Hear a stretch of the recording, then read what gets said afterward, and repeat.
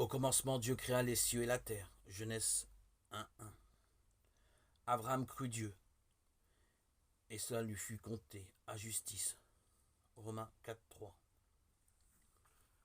La Genèse est à la fois le commencement de la Bible et le livre des commencements. La création du monde, celle de l'homme, est le début de la lignée des croyants. Les premiers chapitres témoignent de l'immense période qui va jusqu'au temps d'Abraham, environ 2000 ans avant Jésus-Christ, pour souligner la gloire et la sagesse du Créateur.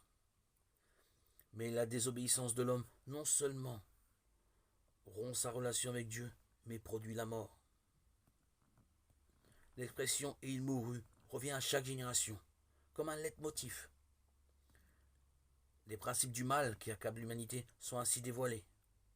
Perte du contact avec Dieu, rébellion contre lui, produisent accusations entre époux, jalousie entre frères, désir de puissance, vengeance, immoralité, idolâtrie, incrédulité.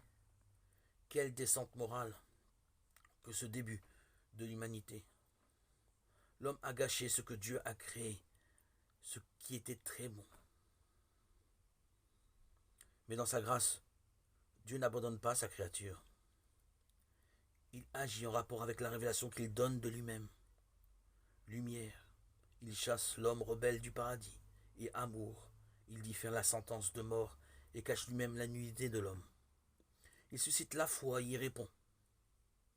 Elle brille chez ceux qui invoquent Dieu, qui vivent dans sa communion comme Enoch, qui se tiennent loin du mal comme Noé. Dieu juge aussi le mal par l'eau du déluge, et plus tard par le feu sur Sodome. Dès que l'homme a désobéi, il annonce son plan de salut. La descendance de la femme, Christ, né de femme. Galates 4:4. Brisera la tête du serpent. Genèse 3:15. Plus tard, il appelle Abraham à quitter sa parenté et le monde idolâtre où il vivait. Il établit une relation avec lui sur la base de la foi. Il lui fait des promesses en vue de bénir la terre par un de ses descendants.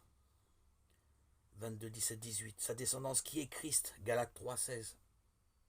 La Genèse parle souvent du Seigneur sous une forme figurée. Dieu demande à Abraham d'offrir son fils Isaac en sacrifice, indiquant ainsi à l'avance qu'il donnerait lui-même son fils unique en sacrifice sur la croix.